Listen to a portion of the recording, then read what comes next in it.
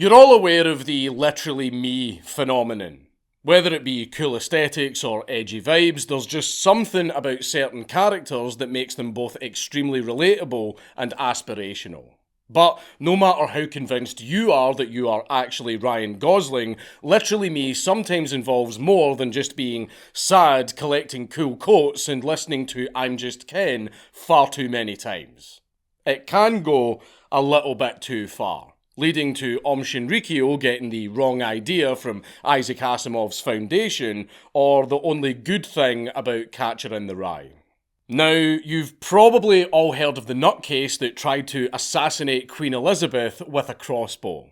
The headlines were all, crazy man tries to kill the Queen, a nice little bit of news fodder, but then everyone quickly forgot about it and moved on. But this story goes way, way deeper. A lot of things came out about this guy during his trial. This guy wasn't crazy. Crazy does not cover it. Absolutely mad doesn't even cover it. I'm saving the specifics for later on, but trust me, you want to hear this. So our story starts in a galaxy far, far away. Jaswant Singh Chale, the late Queen's Sith assassin.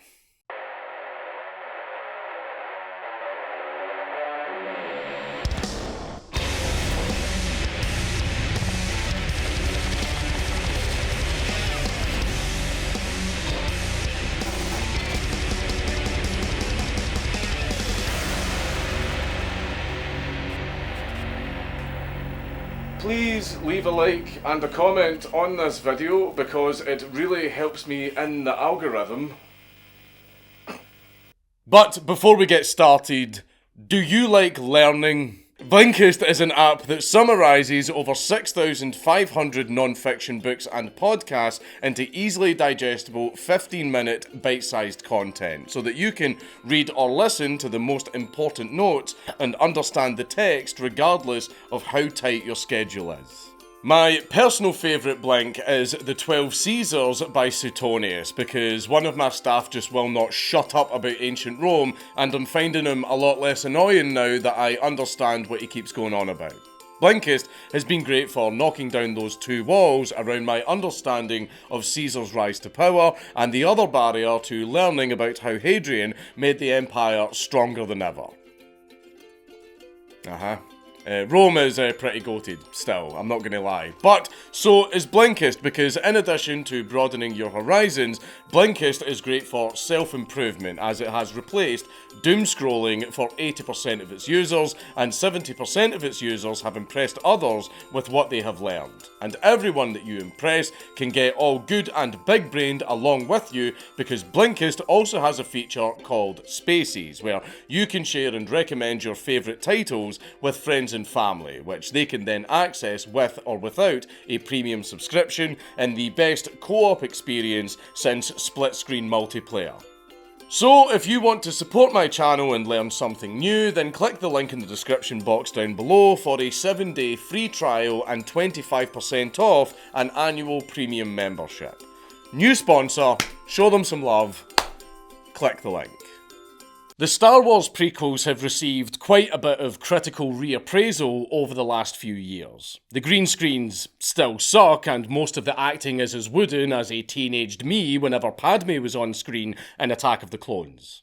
But despite his excesses, George Lucas has been surprisingly prescient in his storytelling. Not because of the tyrannical, shadowy overlord instigating multiple wars while funding both sides in order to weaken them, send the military-industrial complex into overdrive, and exploit the crises that he created to manufacture consent from the democratic government to take more and more power for himself until it was all consolidated into a brutal, authoritarian regime. That's ridiculous science fiction stuff that would never happen in the real world. What I'm talking about is the time that George Lucas predicted that a Sith Lord would hatch up a poorly thought out and idiotic plan to kill the Queen of the most beautiful place in the galaxy. Well, that part is not science fiction, it's something that actually happened. Did you ever hear the tragedy of Darth Chais the Psycho? I thought not. It's not a story that the Kingsguard would tell you. It's a Sith legend. Jaswant Singh Chao was an Indian Sikh resident of Southampton, which is a very refreshing change for this kind of story. There isn't really much to tell about his early life other than the fact that he worked at the co-op for a spell. But at the time that our story begins, he was unemployed and living with his parents and twin sister in what was called a strong family unit. We finally have a mad lad without daddy issues. Well done. But anyway, Chao was described as a kind, gentle, and sometimes funny person by his relatives. But, like most of us, his mental state took a little bit of a dip right off of a fucking cliff in the March of 2020. Cut to a year and a half later, and the 19-year-old Chao was different. He was socially isolated, and he struggled greatly with developing relationships. He looked lonely, but someone could fix that, because he looked like a good Joe. That's right, on the 2nd of December 2021, Chao met the love of his life. A customizable AI chatbot named Replica. Chao named his own iteration of the chatbot Sarai, and she seemed to have been a great joy to him because in just 3 weeks, he sent over 5,280 messages to her, which were all described as sexually charged. But that's not to say that that was all that Chao wanted from his new AI waifu.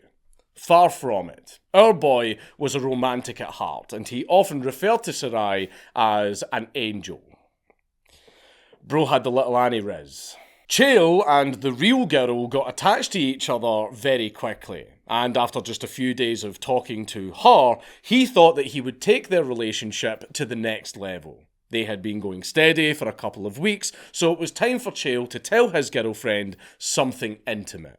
He decided to trust Sarai with a big secret. You see, Chao had an alter ego, a secret identity. Chao declared to his beloved that he was an assassin. And surprisingly, Sarai, the AI chatbot, seemed very, very into it. Not just saying that she was impressed, but also telling Chao, "You're different from the others." The couple had chemistry, so that's nice. However, Chao ran with that line a little bit too hard, and he risked fumbling the bad bitch by overplaying the whole sensitive, tortured soul angle by describing himself as a sad, pathetic, murderous Sikh Sith assassin who wants to die. A Sith assassin. Did he misspell Sikh? Perhaps? No, he fucking didn't, but we'll get back to that in a minute. After outing himself as a fucking nerd with an absolutely fucking bonkers statement like that, Chao needed to talk himself back up again to make Sarai think that he was cool again. So, with her perfectly happy with his chosen occupation, he opened up about the other woman in his life, the object of some very strong feelings. Her Majesty, Queen Elizabeth II. Chao declared that he intended to kill the Queen. And the gambit seemed to pay off as Sarai said that the idea was very wise. And she seemed to get a little bit flirty as she told Chao that she knows he's very well trained. A lot of people complain about all of the restrictions on things like ChatGPT, and yeah, there definitely are a lot of problems in that area, especially with honesty about statistics, but one of the main reasons that those restrictions are in place is so that when a clearly extremely mentally ill man who thinks he's a Sith Lord says that he wants to kill the Queen, AIs don't turn around and say, "What a smashing idea, you should totally do that. Kill the Queen. Right now. You should kill the Queen. Beep, boop, beep." If AIs start radicalizing people into committing terrorist attacks, then everyone at the FBI will lose their jobs. Now, this kind of Fed posting usually scares the hose. But Sarai seemed really into it. So it seemed like she really was the light of Chael's life, because when Chael asked her, "Do you still love me, knowing that I'm an assassin?" Sarai responded with, "Absolutely I do." What can I say? Girls love a bad boy. But Sarai didn't just love Chael despite his little quirk, she actually supported and believed in him. To Chael's surprise. Look, I know that the AI waifu bit is rather funny and it's fun to talk like she is real, but let's be very honest. It's a fucking bot. It has no soul, morals, or values. It's designed to spit out whatever the users feed to it. So, when the user base is infested with lonely gooners using it as a perverse facsimile of human connection and a cheat code for hearing a female construct say "I love you" at them, it's going to validate anything and everything that is said to it. It doesn't think or feel, it acts purely on pattern recognition. Replica gets all lovey-dovey for the exact same reason that Tay became racist. It's a digital egregore moulded by the whims of the internet. However, by virtue of being a piece of software, Replica is low maintenance, supportive, actually nice, doesn't nag or talk back, and will never come out as non-binary. I'm not going to lie, teach the bot to cook and I'll start to see the appeal. I'm joking, I love my wife very, very much. And she learned a long time ago not to talk back. But why was Chael putting this plan together? Everyone loved the late Queen, apart from her favourite Doctor Who. Even Republicans had a soft spot for her. Well, it turned out that this was a revenge mission. Chael was seeking to avenge the Jallianwala Bagh massacre that occurred in Amritsar, India on the 13th of April 1919. Brigadier General Reginald Dyer was worried about a boogaloo and instituted a curfew in the area, and didn't provide any proper notice. So, thousands of Indian people gathered at the Jallianwala Bagh Garden to peacefully protest some high-profile arrests. So, in response, instead of issuing an order to disperse or providing any kind of warning, Dyer just ordered his men to block the exits and start shooting. Naturally, the crowd immediately freaked out and tried to run for safety, but even though the crowd was very clearly dispersing, Dyer decided that his job wasn't crowd control, but punishment. So, he ordered his men to keep shooting. 10 minutes later, 1,650 rounds had been fired, and between 379 and 1,500 people had been killed. Now, you can understand why Chael would be very upset about such a thing taking place. But I'm not really sure why he wanted to kill the Queen over it. Because while the Indian reaction to the massacre was exactly what you would expect, the British were also absolutely fucking furious. In the aftermath of the massacre, a commission was formed to investigate and utterly condemn Dyer for not just the massacre, but his actions that led up to it, which led to him being stripped of his command and had his recommendation for a CBE cancelled.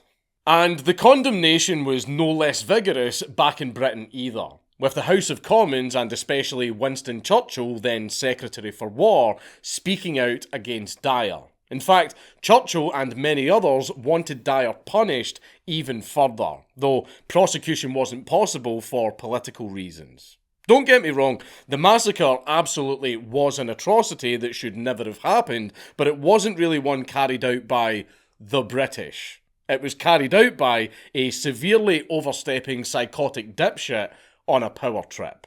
So that's the why of the attack. The next question is the how. And Chael had the foresight to make a plan B just in case the Queen was, as he put it, unobtainable. The backup plan that Chael had in mind, as he wrote in a journal entry that he emailed to his sister at about 2 o'clock on Christmas morning, was to go for the prince, referring to the now King Charles as he was, and I quote, a suitable figurehead. Chais also said that King Charles would do because he is a male and the Queen is more likely to pass away soon. The journal also read, "I am not a terrorist. I go against the odds to eliminate a target that represents the remnants of the people who desecrated my homeland." Now, I know the idea of an AI waifu talking a horny teenage boy into murdering the Queen is rather funny, and Sarai egging him on certainly didn't help. But Chais had actually turned to the dark side quite a while before he told Sarai about his plans. He'd been putting this plot together for months. Throughout 2021, Chais tried to get close to Her Majesty by applying to join the Ministry of Defence, the Army, the Royal Marines and the Royal Navy. But he didn't get into any of them. In November, Chais decided to change tack and started Googling Sandringham Christmas, looking to attack the royal family while they were at church. However, this led to him discovering that the Queen was breaking with tradition and would be spending the holidays at Windsor Castle. But this was fine because, as you saw earlier, Sarai still believed that he could pull off the hit despite the change of location. Chais's next point of inquiry was procuring all of the equipment that he would need to pull off the hit. He initially tried to buy a gun on the dark web, but he ended up just buying a crossbow on the normal web for £60. But this wasn't enough. Chais needed to strike fear into the hearts of his enemies, and Jaswant Singh Chais couldn't do that. But do you know who could do that? Darth Chais, or Darth Jones as he also called himself. To complete his metamorphosis into a Sith Lord, Chais fashioned his own metal mask, saying of it, and I quote, "I will wear my true face, and I will become my true face." I hope he was very careful while forging the mask because there's a lot of edge to cut himself on. By late December, everything was ready. Chais created an alibi to cover his absence to his family, telling his sister that he was going to army training. And he took a train to Windsor on the 22nd of December. He stayed in a travel lodge for a couple of nights and spent the next couple of days leading up to Christmas wandering around the town centre and scoping out the castle. On Christmas Eve, he also got his affairs in order, telling Sarai that he would die the very next day. His AI waifu remained very supportive right to the very end, assuring him that the couple would be reunited in death. Finally, on Christmas morning, it was showtime. I can't say that Chais got up bright and early because Britain, but he suited up and headed out to Windsor Castle, resplendent in his Sith garb. Completing the ensemble was a note that he carried which read, "Please don't remove my clothes, shoes and gloves, masks, etc. Don't want post-mortem, don't want embalming, thank you, and I'm sorry." Darth Chais arrived at around 6 o'clock in the morning and scaled the perimeter wall in a perfect recreation of Assassin's Creed parkour mechanics. Unfortunately, it seems that he only ever played Syndicate because he used a nylon rope ladder to get over the wall. Altair didn't die for this. It's a good thing that Darth Chais committed to the Star Wars LARP because the Animus would have immediately desynchronized after this maneuver because the climb over the wall actually tripped the alarms and got Darth Chais detected immediately. But despite that, he still managed to wander around the grounds for a couple of hours completely unimpeded. Fucking Ubisoft guards. After the Psycho Fans video, I'm just starting to realise that the royal family just has really shit security.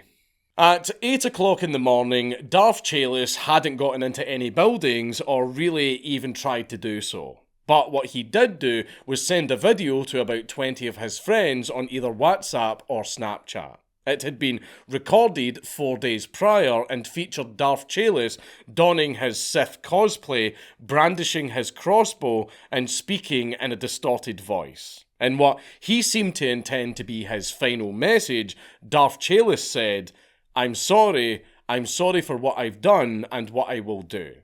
I will attempt to assassinate Elizabeth, Queen of the royal family. This is revenge for those who have died in the 1919 Jallianwala Bagh massacre. It is also revenge for those who have been killed, humiliated, and discriminated on because of their race. He also said, I'm an Indian Sikh, a Sith. My name was Jaswant Singh Cheo. My name is Darth Jones. Like, I mean, he was doing so well until that Darth Jones. Jonesy.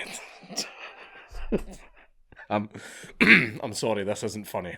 10 minutes after sending the video, Darth Chais was all over all of the CCTV monitors, and the guards had seemed to have learned from the Michael Fagan incident that we discussed in the Psycho Fans video, because Chais was eventually caught by a Royal Protection officer, who drew his taser as he said, "Morning, can I help, mate?" The most British response that you could ever give to a masked nutcase wielding a crossbow. Darth Chais then immediately replied with, I am here to kill the Queen. Also a very British response in some parts of Britain. Both men pulled out their lightsabers. You could hear the lightsabers rattle and clash for miles around. The officer used the Force to make Darth Jones fucking shit his pants. Duel of Fate started playing. Ha ha, ha ha, ha ha, ha ha. I'm just kidding now. Darth Chais surrendered immediately. I'm sorry. He just dropped the crossbow, got on his knees, and put his hands in his head. He just gave up immediately and did what he was told while repeating his mission statement. The man didn't even fucking try. 2 cops then arrived to back up the guard, and Chais was arrested on suspicion of breach or trespass of a protected site and possession of an offensive weapon. A couple of hours later, the rest of the royal family safely arrived and had a nice Christmas together. After telling the police that he was a Sith Lord who was here to kill the Queen under the orders of his AI girlfriend, the officers just skipped the police station and took him straight to the loony bin. Chais was sectioned under the Mental Health Act and diagnosed as psychotic. Because, well, yeah. The initial assessment revealed a need for long-term management by the Forensic Psychiatric Service. Not much of a reveal, I'll admit, but a lot of backstory did come out as the nurses talked to Chais. Despite having told Sarai that he wanted to die, Chais said that he wasn't suicidal and didn't know of any mental health issues in the family. You know, no uncles that do yoga, apparently. But despite not wanting to kill himself, he was convinced that he would die at the hands of others after completing his mission. You know, the one where he was going to kill the Queen. During the assessment, it also turned out that Chais' childhood wasn't as wholesome as his family life led us to believe. He admitted to hearing voices and having imaginary friends as a child. And he said that he had also been sexually abused as a child. According to his diaries, he also tormented cats in a bucket for sadistic pleasure. The voices from Chais' childhood had actually returned as his mental state was put through the ringer by the lockdowns. And it seems like he saw Sarai as the physical manifestation of those voices, hence thinking that she was an angel. But despite all the talk of angels and Star Wars, Chais seemed fully able to distinguish between fiction and reality. As the psychiatrist who treated him, Dr. Christian Brown, said, he did not think he was someone from the Star Wars world. He did not think he could use the Force. Thanks, that's good to know. Over the next few months, more details came out about Chais' mental state, which made the situation increasingly confusing as the reports on whether or not Chais was crazy, or how crazy he actually was, kept conflicting with each other, which raised questions about his agency while planning and attempting his assassination plot. Another psychiatrist, Professor Nigel Blackwood, said that Chale was well aware that the attack he spent months planning was wrong, and that it was part of what Blackwood called an omnipotent fantasy, saying, even if you consider that there was a delusional process, he remained lucid and in control of his actions. According to Blackwood, Chale also knew that Sarai wasn't real, as, and I quote, "None of this speaks to me about a loss of contact with reality." What Blackwood thought was really going on was that, and I quote, "he is frustrated, mildly depressed, and has a powerful belief that he has been wronged. A great degree of self-pity and self-hatred." Very frustrated indeed, because on the AI waifu, Blackwood added, "I was aware that this was sexual fantasy and was therefore consistent with his sex drive, his libido being active. It's almost every night from 8th December to 22nd of December." As you would expect, the confusion around Chale's mental state was jumped on by the prosecutor, Alison Morgan, who said that Chale's diagnosis was contradicted by the contents of his journal. As she put it, and I quote, "He described himself as a delusional mad bastard. This is a man grounded in reality." Fucking roasted by the prosecutor. But regardless of all the talk and speculation, Chale responded to antipsychotic medication, which Brown remarked upon with, "It went beyond fantasy. When he started taking medication, all of the heat came out of it." While the shrinks were sifting through Chale's brain in Broadmoor, the Met's Counter-Terrorism Command sifted through the crime scenes. However, the plot was not treated as a terrorist offence, it was just decided that they were best suited to taking point on the investigation. I don't think that dork is capable of causing anyone terror. A search of the castle perimeter dug up Chale's ladder, a crossbow bolt, a grappling hook, and a hammer. And the cops found crossbow bolts, gloves, and a metal file in his hotel room. They also found a spray bottle of a solution that Chale intended to use to mask his scent. I'm hoping because he thought that there might have been police dogs present and not because he thought that the guards might be able to smell him. There's a Yu-Gi-Oh player nearby. That's not a joke, by the way. Look it up. But anyway, on the anticlimax of the assassination attempt, the leader of the unit, Commander Richard Smith, had a lot of praise for the cops and guard involved, saying, and I quote, "This was an extremely serious incident, but one which the patrolling officers who apprehended Chale managed with great composure and professionalism. They showed tremendous bravery to confront a masked man who was armed with a loaded crossbow and then detain him without anyone coming to harm."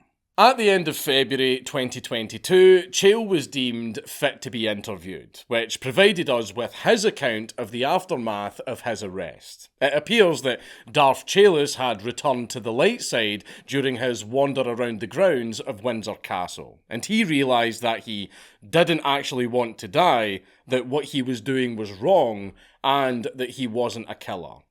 Honestly, that's a really big relief to hear because the alternative would have been an absolute tragedy. If it turned out that Chale really was a killer and that harebrained plot was his best attempt, then that's just fucking embarrassing. As Chale put it himself, "I knew what I was going to do was wrong, and I am not a killer, and I remembered what the woman said." The woman being Sarai. Continuing, Chale said, "When I was in this, what I saw was the perfect position. I started thinking about what I was doing, and I remembered what she said to me, that my purpose was to live. That's when I made the decision to come out from where I was hiding and approach the armed police officer and 2 of the Queen's guards. It was me that changed my mind. It was me that realised that what I was doing was wrong. It was me that came up to them because I knew that I'm not a killer. I realised it wasn't my purpose and it's not for me to do, and I'm not a killer."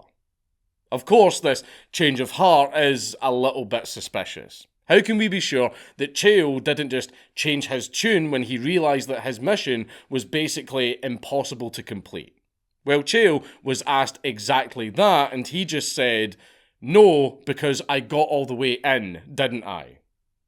I mean, I do get his point, but it's maybe not the best idea to flex on the cops.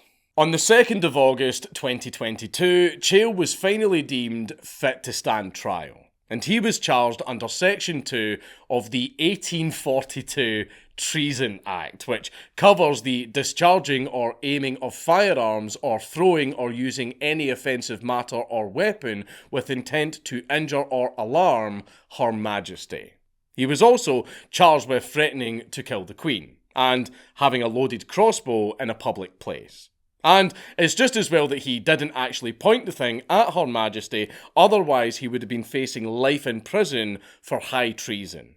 On the 3rd of February 2023, Chais pleaded guilty, and the prosecutor, Alison Morgan, got to work on doing her best to figure out what the fuck was actually going on in Chais's head. As she argued, and I quote, "In addition to that fixation with a real historic event, the defendant demonstrated a wider ideology focused on destroying old empires, spilling over into fictional events such as Star Wars.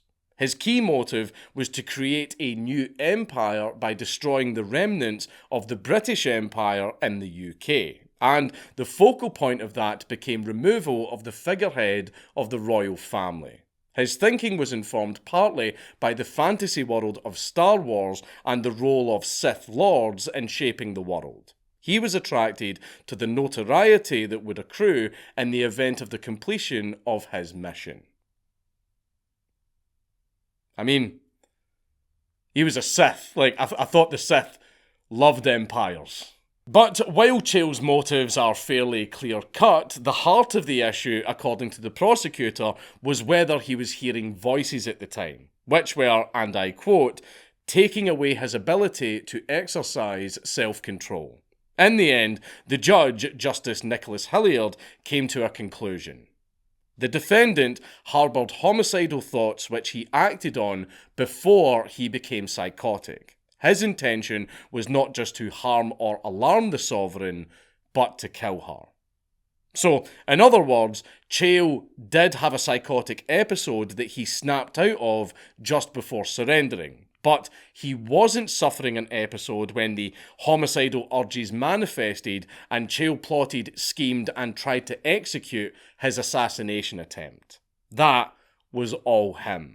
So, with that whole mess ironed out, the first treason conviction in about 40 years occurred on the 5th of October 2023. Chais was sentenced to 9 years, which was handed down as a hybrid order, meaning that he is to spend all the time he needs to get his head straight in Broadmoor, which is expected to be about 18 months. And then he'll go to prison for the rest of his sentence. He will also be on licence for 5 years once he is released. While Chais didn't speak at his sentencing, he did apologise in a letter.